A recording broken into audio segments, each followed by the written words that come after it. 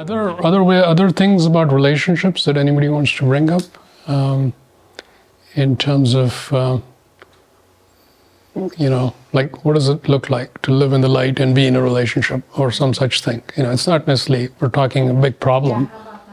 So I'll go back to pretty early in the morning when we talked, when everybody was still probably hadn't had enough sugar, but that answer still applies. And I talked about 3 characteristics, right?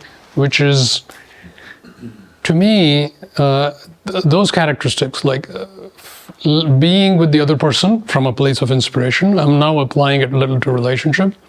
So interactions come from an inspired place. There's flow. There's not an either-or type dynamic, which is more classic relationships, where there's more of let us align with light, or at least let me align with light. Okay, that's plenty. There's already light in that relationship. It's not like everybody has to sign on the dotted line. It's you can choose to go there, and that's absolutely transformational. So there's the flow that comes from alignment. And then benevolence, if you recall, I mentioned, which is the simple thing of, I wish you well.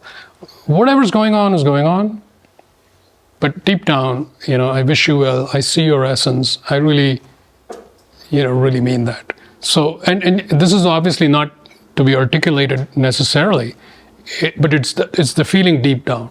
There's goodness here, and there's goodness there, and there's goodwill. So when you have these types of foundational elements that you bring into the relationship, whether it's a marriage or any other kind of partnership, that relationship is in the light. So I want to specifically underscore that notice I didn't have any structural attributes that say that this is what it should look like. You have to be living in a 2-bedroom apartment in the suburbs. I didn't say anything like that. So that's a structural element. In fact, try to think of some aspect of your relationship which is not structural. You'll be challenged. We are so used to thinking of structural relationships. You think, I had this argument with my partner last week. And that's a structural thing. It's in space and time and a container. It's structural. I'm not even sure if my partner likes me. Well, this is all structural stuff. We confuse structure with essence.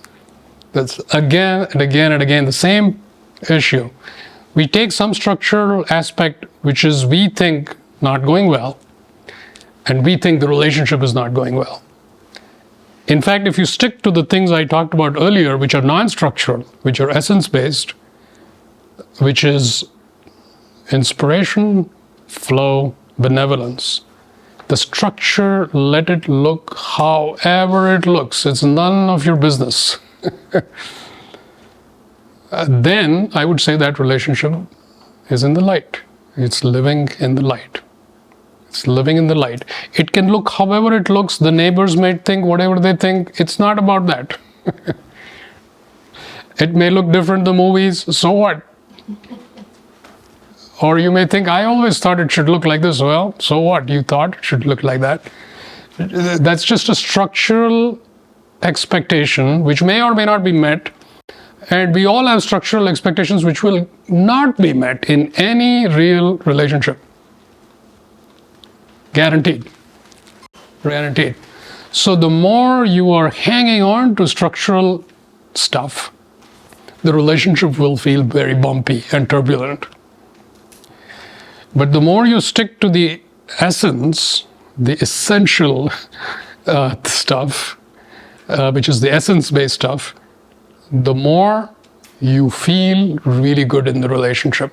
And the structural stuff, it's whatever is going on that day.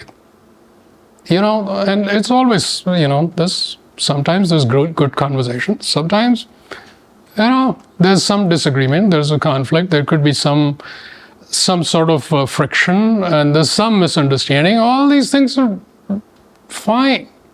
It doesn't take away from living in the light. That relationship can still be totally in the light. The neighbors may not think it, but this is not about the neighbors, right?